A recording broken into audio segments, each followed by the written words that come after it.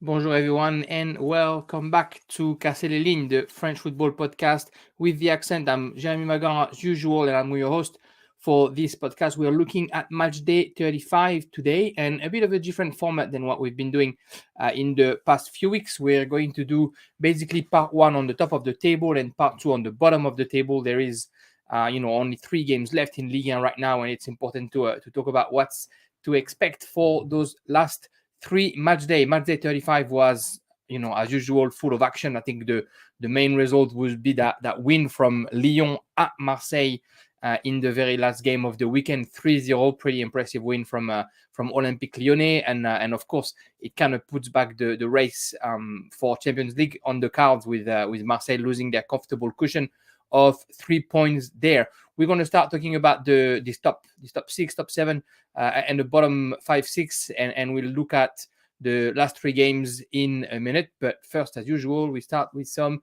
music for everybody who's listening to the podcast on Spotify or Apple. But if you are on YouTube or on Facebook there listening, we'll start straight away. The first game of the weekend was Strasbourg against Paris Saint-Germain, and it was a game important for Strasbourg because although they have a pretty difficult calendar to finish the season, starting with the champions Paris Saint-Germain, they have to get results, and they did so at home at Lameno against Paris Saint-Germain. Lameno was that stadium where Paris Saint-Germain was struggling to win prior to the COVID year, and again they proved that they couldn't quite get the score. Strasbourg were the first one to hit, with Gamero scoring very early on, and then of course who will make the difference for Paris Saint-Germain? Mbappe, 2 goals, his 23rd and 24th goal of the season, and 1 assist, his 11th assist of the season for Hakimi's goal. Showed again, the pace, the speed, a couple of passes in the back of the defense. One of them, unfortunately, from Strasbourg came off the foot of Djikou, their own defender, and Paris was up 3-1 by the hour mark, and you would think that that's the end of the day when they're up 2 goals and when there's only 50 minutes left to play. But Strasbourg is resilient, and Strasbourg has showed once again that resilience, and we're happily coming back onto the score. The first goal to come back was a header deflected by Verratti into his own goal. Surprised Donnarumma, but I feel like Donnarumma wasn't too far from the ball. You would expect more from the European champion goalkeeper. And then with almost no time left, a beautiful cross by Dimitri Liénard find Anthony Cassi at the very far post, and the new entrance just volleyed that ball in to make it 3-3. Again, Paris Saint-Germain, just like all season, what I've been seeing and repeating, they're showcasing those weaknesses, being joined back onto the scoreline when you're up 3-1 with 50 minutes left to play is not what you expect from a team like Paris Saint-Germain. But again, this is how they lost in Champions League, and this is how they've played all season, really relying on Mbappe to do the job. Neymar delivered a couple of 1 assist, and 1 pass that brought the second goal, so he definitely played his part as well. Messi, not so much this weekend. Again, Sergio Ramos was playing, but his impact was, I guess, minimal. Kimpembe could have been red carded 2 minutes in when Gamero scored that goal. I think his Gamero doesn't shoot and falls, it's probably a penalty and a red card for Kimpembe. So we're not obviously seeing, as usual, what we want to see from Paris Saint-Germain. They're not finishing the season on a high, and again, winning 3-1 with 50 minutes left to play and then conceding 3-3 is just not what you expect from the French champion. But great for Strasbourg, that allows them to stay in the race for at least the Europa League, maybe the Champions League with a bit of luck. We'll look at it a bit later. They probably are one of the teams that has the worst calendar to finish the season, but we'll discuss that just a bit after we debrief all the games. The second game and the last game of the weekend really was Marseille against Lyon. We're going to go through the ladder. So Marseille, who's second on the table and who had 6 points, who were 6 points ahead, should I say, of Rennes and Monaco before this weekend. Rennes and Monaco won, and Marseille lost. And Marseille lost with a pretty bad way at home against Lyon, 3-0. Lyon scored all 3 goals into the second half, and a lot of talk after the game about the refereeing and that tackle from from Dembele in the box when Jason's trying to cross might be worthy of a penalty. We've seen penalties whistled for that in other games against Marseille, for Paris Saint-Germain, against Lens for Marseille. So it kind of goes both ways. But it does, change the game a little bit. The penalty is not given, and then a free kick is given for Lyon. The Marseille players complain that there's not a foul there, and on that free kick, Dembele is the quickest to the ball, hit on Paul Lopez, and then Lukeba is the one to follow to score. Lopez asks for a foul, showing his hand, because after Dembele gets the ball, he lands on Lopez's hand. At the end of the game, the post-game conference, Paul Lopez said that, if that happens on a player and the boots land on the leg, the referee goes back to the VAR and always gives it. And now it's against a goalkeeper and it lands on an arm, and there's no whistle. I feel like if it's whistle, it's okay. If it's not whistle, it's okay. And I say that as everybody as a Marseille fan. But yeah, and the main issue I think with the refereeing for that game was probably the lack of communication, and we could clearly see that whenever a player was coming to complain to Anthony Gauthier, he was shooed away or even shown a yellow card, like Paul Lopez was, and that probably broke the dialogue between both teams and the referee. Besides that, Lyon kept attacking. Lyon has 12 shots and 5 on target, and Marseille only 9 shots and only 2 on target. So Lyon kept attacking, made the most out of their counter-attack, and then score 1 and score 2, and now it's 3-0. And Marseille just was too shy offensively to respond. I mean, Milik misses an opportunity in the first half where he's by himself at the far post. It's on his right foot. Milik is left-footed, and he can't put it back in the goal. And again, that's a sliding door moment into that game. Anyway, at the end of the day, Marseille loses at home 3-0. Marseille has lost 25 points at home this season. It's a pretty high tally, and it's a tally that they might look at if they don't make it to their objective, or even if they do, because if they had gotten 12 of those 25 points, the next thing they're right behind Paris Saint-Germain. So it's something to work on. The Velodrome is supposed to be this explosion of atmosphere and the real 12th man and scary for other teams, and clearly it has not been this season. So there's some work to do at home for Sampaoli and his men. Of course, Marseille has played Feyenoord in the midweek in Europa League Conference semi-final. They lost 3-2 over there in the Netherlands, and now they're going to have to play at home against Feyenoord on Thursday night, Friday morning here in Australia. So there's going to be a few important games for Marseille. For Lyon, it was a great performance defensively. They were solid in the midfield. They did the right fight, and then offensively they were able to score when they had opportunities. So Anthony Lopez said it best in the post-game conference. He's a bit upset because he wishes the team had played like this all season, because they wouldn't be where they are right now. They still have a chance to get to the Conference League, even more if Nice wins the Coupe de France against Nantes. But they could be higher. We expect Lyon to be higher, to be honest. And I'm sure Anthony Lopez has the same standards for his own team. But that win against Marseille really keeps them up and allows them to keep dreaming about European football next season. And that's important for Olympique Lyonnais.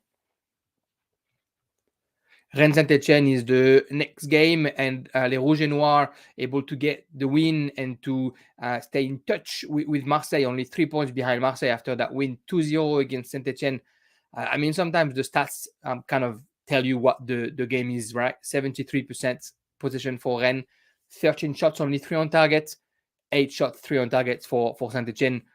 It was Duprat football at its best for Saint-Etienne. Defensive football, transition a little bit. Aouchiche has an opportunity. Nordin has a 1v1 in the second half. But besides that, not a lot happening offensively for Saint-Etienne. And I guess kind of luckily for Les Verts, Rennes wasn't in form, wasn't attacking as flawlessly as usual. Maybe it's fatigue. Maybe it's because Saint-Etienne was defending so well. But Saint-Etienne definitely faced a Rennes team that was a little bit less inspired than usual. I guess that would be the script for Friday night. Rennes was less inspired than usual, and Saint-Etienne was defending. And at the end, it's a win for Rennes anyway. 2-0 win, 2 goals from young Croatian future superstar Lovro Majer, who's shown his ball to fit. Basically, the first goal, a bit of a scramble, and then he ends on his chest and he's able to volley it from his left foot. And the second goal is a nice-ish built, and then he ends up on Major and is able to put it in.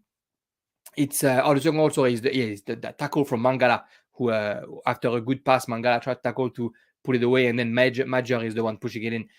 It's a good win for Rennes. Rennes has a momentum to keep on. They are going to play Rennes. Rennes they could play Marseille, next week. So it's obviously a crucial game for them, and they wanted to have that momentum coming up and coming against the team that they want to get close to. I think that they are offensively and maybe even defensively the most serious threat to Marseille and to get to that second place, because they are consistent and we don't really see where the mistakes come from if the whole team is playing right now. Naya Faguerd is back. Alendar, the goalkeeper, is actually doing some nice things. Terrier is in phenomenal form, and so is Bourigeaud. And if somebody like Major or Tay last week comes into the fold, it's going to be really hard to stop Rennes. So I'm really looking forward to that clash between Rennes and Marseille. It's not next week, sorry, it's the week after. It's Matchday 37. It's going to be kind of like a final before the final between those two teams.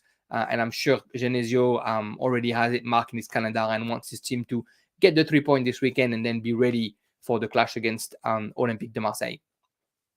Monaco and Angers. Monaco, I guess the surprise latecomer of Ligue 1, right? They struggled a little bit early in the season. Then they kind of came back. Then they struggled again. Then they get rid of Kovac. They get Philippe Clément. It turns out okay, but not great. And then for the past, of course, 7 games now, because it's a 7 games winning streak, they're just on top and they're just lethal and reckless. And it works for them. They were hosting Angers, who had 60% possession, so just a bit less, 58% possession at the Stade Louis II, and yet Monaco coming on top with a 2-0 win.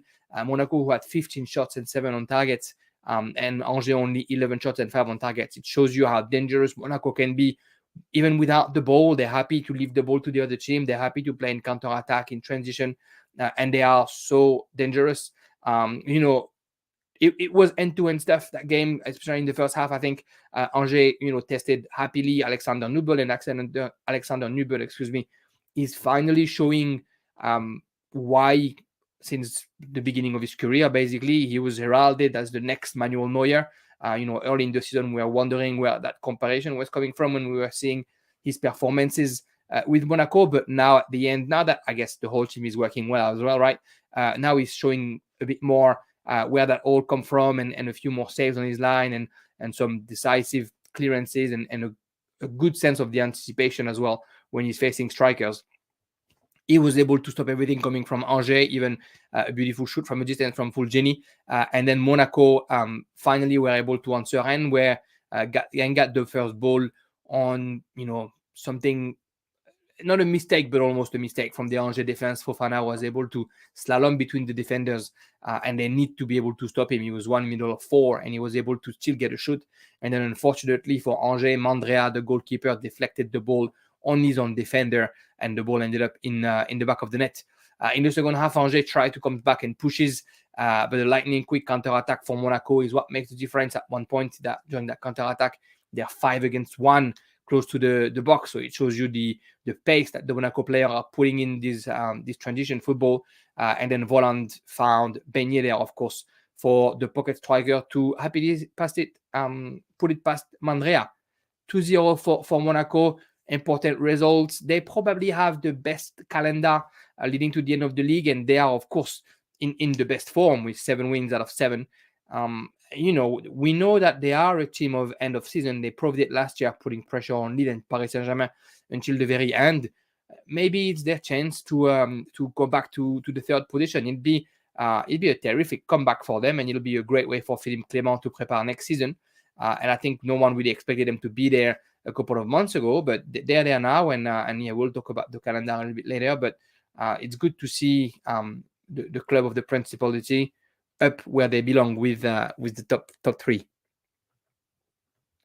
Nice was traveling to Bordeaux to try and come back into that top 3, and Nice won 1-0 at I was going to say at the Stade Charbon-Delmas. Yeah, the Stade. It used to be Charbon-Delmas for Bordeaux. It's now the Groupama Atlantique. the name, if I'm not mistaken. Matmut Atlantic. Sorry, I'm getting all my brands wrong. The Matmut Atlantic at Bordeaux is a stadium that saw so many goals against Bordeaux, unfortunately, this season. Just a 1-0 win for Nice and a very Galtier win. 56% possession for Nice, which is, I guess, rare. 14 shots, 3 on target, quite a few of them, kind of like given by Bordeaux with a few mistakes from Kostil, from Amedozic defensively. Really too many of those mistakes were done from Bordeaux in defense and giving the ball back to Nice straight away. But the game, sort of like miraculously was still level past the hour mark. Kostil did, do a few saves to try and keep his goal line unbeaten. And then, of course, we've seen a great clearance on the line from Mensah when Dolberg thought he had scored, probably. Unfortunately for Bordeaux, it comes off again with a bit of bad luck. And I think, when you're in that downward spiral, bad luck always comes at that moment, right? A Bordeaux defender kind of deflected across in the pass of Delors, and Delors in front of Kostil just had to put it in. Nice should have scored more. Another chance from Brahimi at the end, who skies it, and Lotomba hitting the post just before. But at the end, it's 1-0. Nice is, staying in touch with the Conference League, with the Champions League qualifying spot. For Bordeaux, it's slowly but surely going to either Ligue 2 or at best a relegation playoff. It's sad for this historic club, but it is what the card that have been dealt with this season. And the last game that we'll talk about for that part one and for that, I guess, top of the table is Lens against Nantes. Lens, who kind of came back from nowhere, came back from hell against Nantes at home. The Stade Bollard, we know how great the fans are at Stade Bollard, and it probably helped Les Sangs et Or coming back into that game. Nantes scored the first goal by Moses. Moses, who scored from the edge of the box, a great goal. He's informed, the Nigerian striker, a goal and an assist last week. And 2 goals this week, because he's the one scoring the second goal just before halftime. Farines, the goalkeeper, saves the ball, and then Moses is the one able to follow and score in. Farines was the goalkeeper because Jean-Louis Lec, the usual goalkeeper from Lens, got a red card in the first half on a foul on Moses. A long through ball lands before the box, and Moses tried to score from here, and Leca just jump and I guess they hit each other in the air. Leca should have done better probably than not controlling his jump like this and hitting the striker, and the referee didn't hesitate. It kind of reminded me of that 82 World Cup semi-final between Schumacher and Battiston, with a little bit less violence from Leca, and he was a bit surprised that he got the red card. I think Lec, because he was telling the referee, I don't see him and I can't do anything, but what he could have done is not jump in the air, not knowing where he was going. Anyway, red card, Lens down to 10, down 2 goals at halftime. Great to see that they just never give up. And again, another perfect picture of that. I think we've seen countless example against Lille in Coupe de France. It's probably the first one that comes to mind. And again, Fofana was involved in the first goal for Lens. A great ball through for Da Costa, who scores the first goal. And then minutes later, a penalty is given by VAR. And Kalimundo was very happy to take that opportunity and very happy to level from the spot kick. Great that Lens was able to keep their hopes alive, and they're tied with Lyon on the table. It allows them to, still dream about European football, and it shows, down, like I said, down to 0, down to 10 men in the first half. It shows great resilience from the team of the North. So if we look at what's going on from now until the end of the season, and I have a little table in front of me that shows it. At the top, of course, Paris Saint-Germain, and they already won and they're already away. And then behind, it's Marseille with 65 points, Rennes and Monaco 62, Nice 60, Strasbourg 57, and Lyon and Lens 55. So everything is basically, everything can happen. The second spot, as a reminder, is a straight ticket for the Champions League groups. And then the third spot brings you to the round 3. So there's round 3 of the Champions League, then there's preliminary, and then there's the groups. And then spot number 4 is the Europa League, along with whoever wins the Coupe de France. So if it's not, it's not.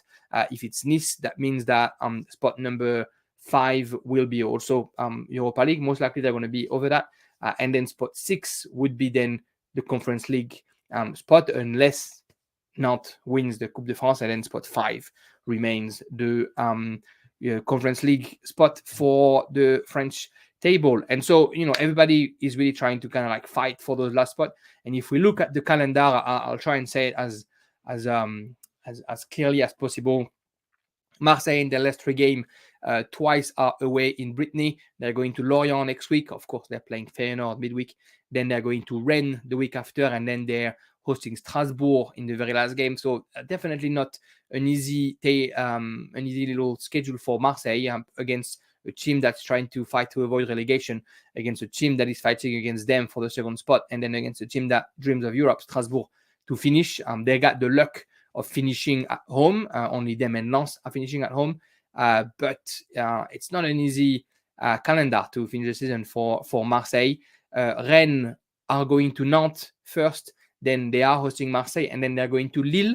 It's not easy either. It's against teams that have proven their worth, and Lille might have just said goodbye to their European hope this weekend, but they will want to sort of still show their pride with the last few games to play. Marseille, of course, is the big one, right? Marseille at home, a bit of a final before the final, but Rennes, I think, has a chance to still get the points, albeit they have the hardest calendar, in my opinion. Monaco, they are going to Lille, they're hosting Brest, and then they're going to Lens. I see at least 7 points there for Monaco. I see them basically winning at Lille and winning at home against Brest. And so it looks bright for Philippe Clement and his players. It looks like they have a chance to actually steal that second place, even from the nose of Marseille. And I'm sure that they are gunning for it. Nice in sixth place, they basically have the best calendar out of the top 8 teams. They're hosting Saint-Etienne first, then they're hosting Lille, and then they're finishing at Reims. So Saint-Etienne, is fighting against relegation, but I don't know that they can do much against Nice. And then Lille at this point might not be playing for anything else, and it'll be the same thing for Reims for the last game. So Nice has a real chance, if they can turn it up, to actually go and challenge for that second spot as well. And then behind them, I guess, the fight for Europa League and Conference League between Strasbourg, Lyon, and Lens. Strasbourg at 57 points, Lyon at 55, and Lens at 55. Lyon has the best chance. Lyon is away at Metz first, and then they're hosting Nantes, and then they're away at Clermont. Metz is almost in Ligue 2 already. Nantes doesn't have anything else to play, and Clermont, by that time, I'm sure their fate will be sealed, and we'll know if they're saved or if they have to play the relegation. Strasbourg, on the other hand, they're going to Brest first, and they're receiving Clermont, which kind of seem affordable, those 2 games, but then they're going to Marseille for the last game, and at that point, I'm sure Marseille will be fighting for either the Champions League spot or the third spot, and so they will want to win at home to celebrate with their fans, and so that's a tough way to finish for Strasbourg. Lens, although at the bottom, are going to Reims, and then are going to Troyes, who's fighting for survival, and finish by visiting Monaco, who again by that stage will probably fight for the top 2. So it promises a very entertaining last 3 rounds in Ligue 1. And if we quickly look also at the goal difference, most teams are between 10 and 20 on top of that, but then Rennes has plus 41. The next team is Monaco with plus 22. So Rennes almost has an extra point with that plus 20 goal difference over everybody else. That allows them to be over them if they have the same number of points. So it's great for Rennes that they were able to secure all those goals early, because it obviously will come in handy at the end of the season. So that's about what's happening for the top of the table. Everything is tight, and it's going to give us a very entertaining end of Ligue 1 season, and I'm looking forward to, of course, covering it all with you. We're going to, again, if you're into the podcast, jump on part 2. Stay tuned if you're on YouTube or on Facebook, of course, watching the video.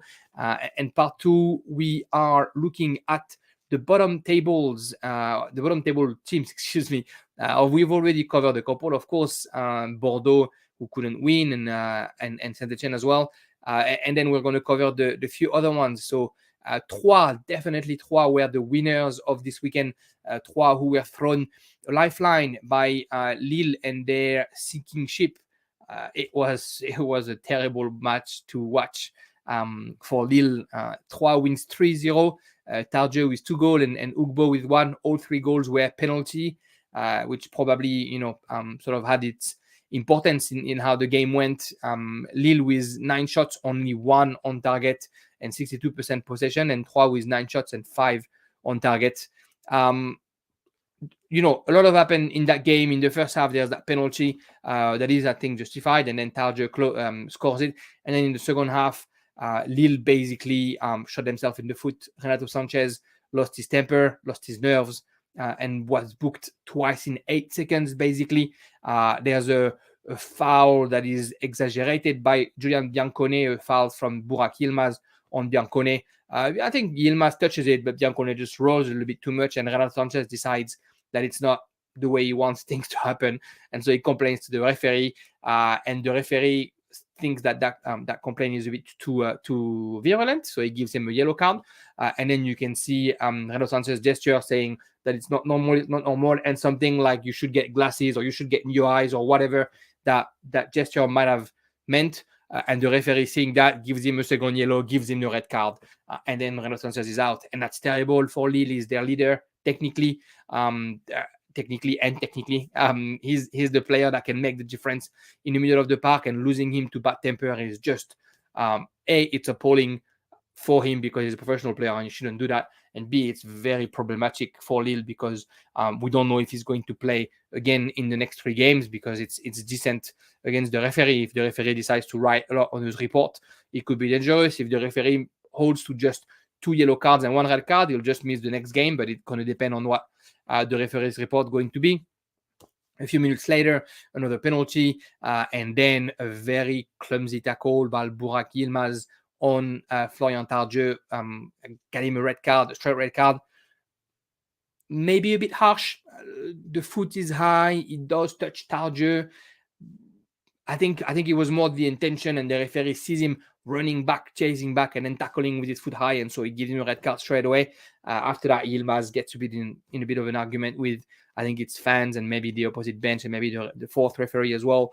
At the end of the day, Lille loses 2 of their players that are supposed to be their leaders on 2 red cards, and they don't want this. They probably lost their shot at Europe with that loss in Troyes 3-0. And it's a shame, because for all we've said about how complicated it's been for Gourvenec to take over the French champions, they still had a chance at making it into Europe, and they were pretty good in Europe this season. They got out of the Champions League stage kind of like against all odds. But yeah, it was a nightmare weekend for Lille, and it was a bit of an epitome of what happened this season for them. Nothing went right, a lot of bad luck, and then losing your temper, shooting yourself in the foot. Not something that you like to see from a French champion team. Great for Troyes. They're putting some points between them and the relegation zone. They're now 5 points away from the relegation playoff position, and they definitely were happy to take advantage of that. Like I said, that sinking ship that was Lille this weekend.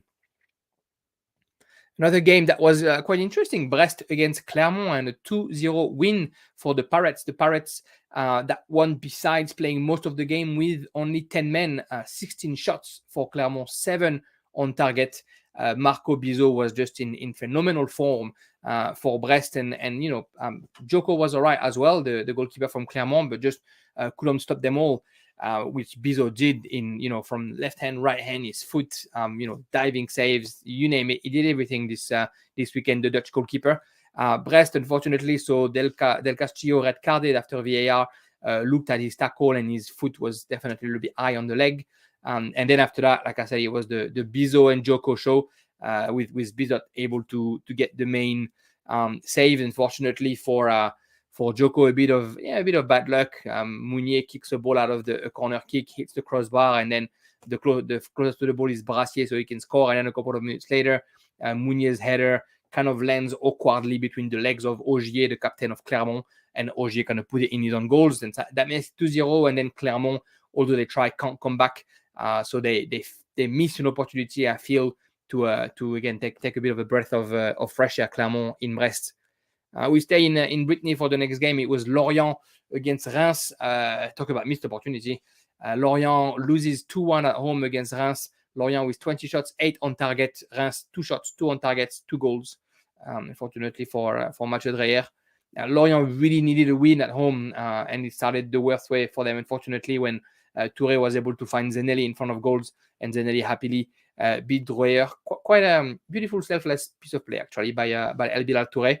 In the middle of two players, he could have shot. He was in an okay position to shoot, but he's seen Zenelli by himself, and he just passes him the ball.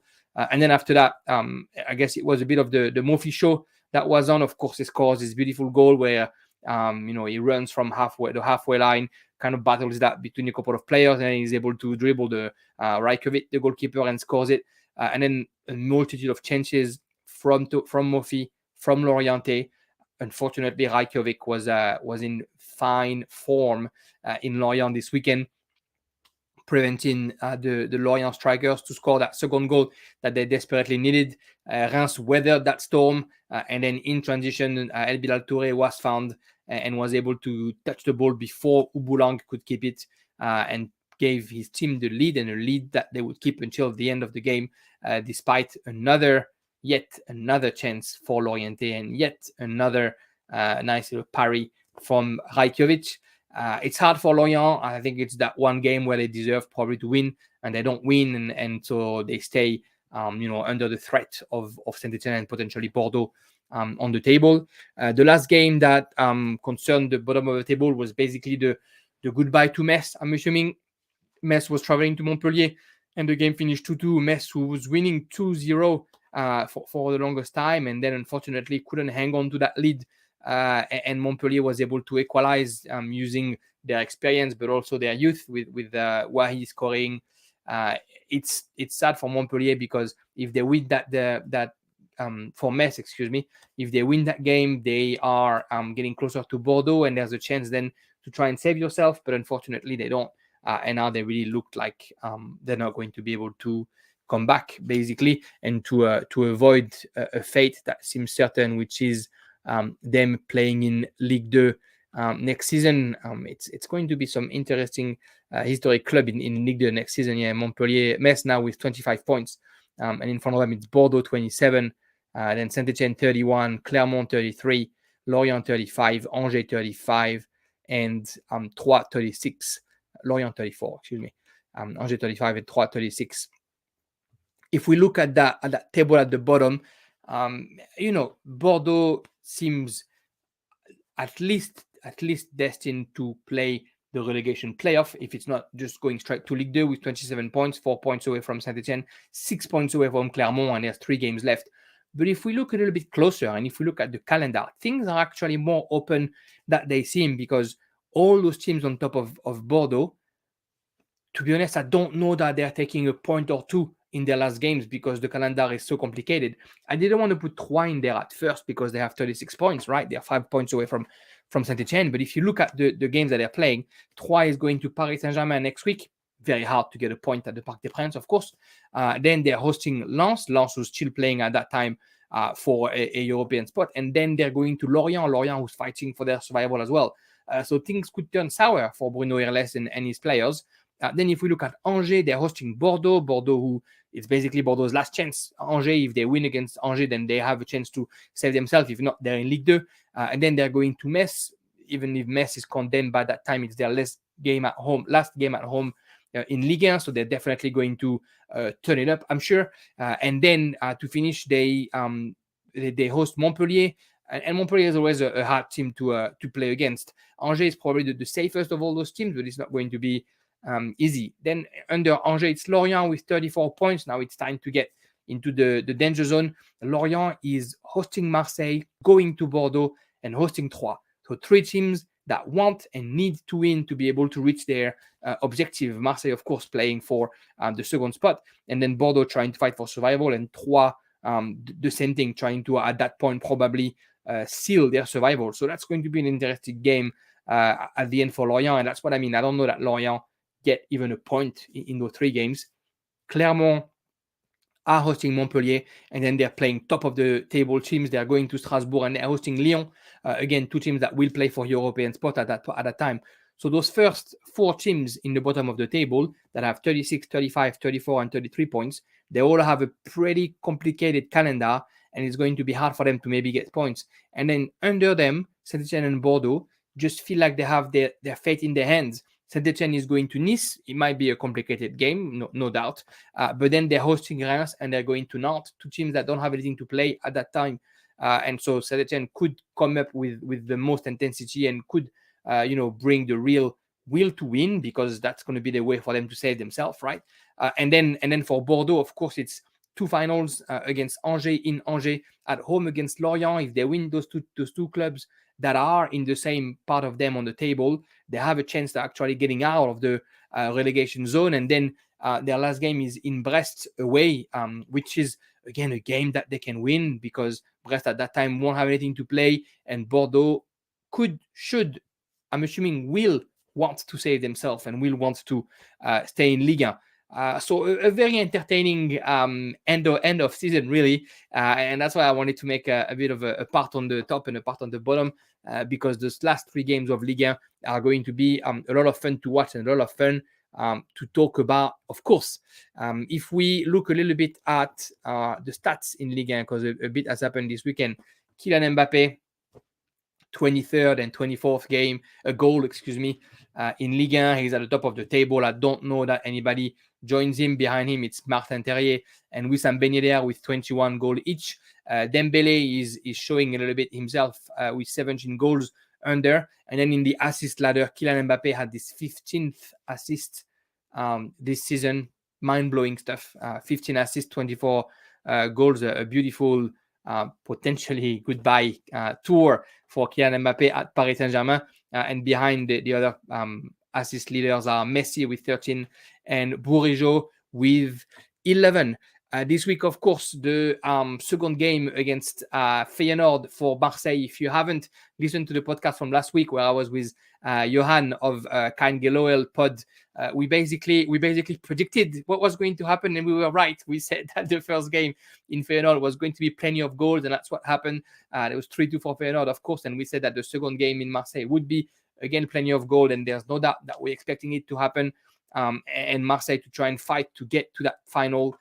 They would be the French club with the most appearances in European Cup finals if they do reach it after that game against Feyenoord. And it is one of the objectives of Marseille, of course, to get there. And then next week, we mentioned quickly the games, but I'll quickly go through them. He'll start with Lille-Monaco, then Brest-Strasbourg, Metz against Lyon, Angers-Bordeaux, Reims-Lens, Clermont against Montpellier, Lorient against Marseille, Paris Saint-Germain against Troyes, and then Nice against Saint-Etienne and Nantes against Rennes. Will be delayed to the 12th of May, or the 11th of May, should I say, because next weekend will be the Coupe de France final between those two teams who are playing it out, if I'm not mistaken, on Saturday night, Nice-Nantes, the French Cup final. That's it for me. That's it for Casser les Lignes, one of the last episodes of the season. Of course, one of the last episodes while football is on. After the season is over, we'll have quite a few episodes to recap, to talk about the future, to talk about the transfers, but also our best 11, kind of what we did with Baptiste from Le Classic Pod, and we'll keep talking about everything French football. A bit of a shout out to this side to Sorare Shirts, who shipped me 3 shirts in the week, and one of them is Inter Miami there, and then behind is the Urawa Reds, and a shirt from the Internazionale as well. Great to have jerseys appearing at home. Not appearing, I'm paying for them, but appearing at home on secret boxes. As you can see, there's a bit of a collection behind me. Merci beaucoup for following Casser les Lignes on the Breaking the Lines podcast channel. I look forward to talk to you again next week. Ciao. Bye-bye.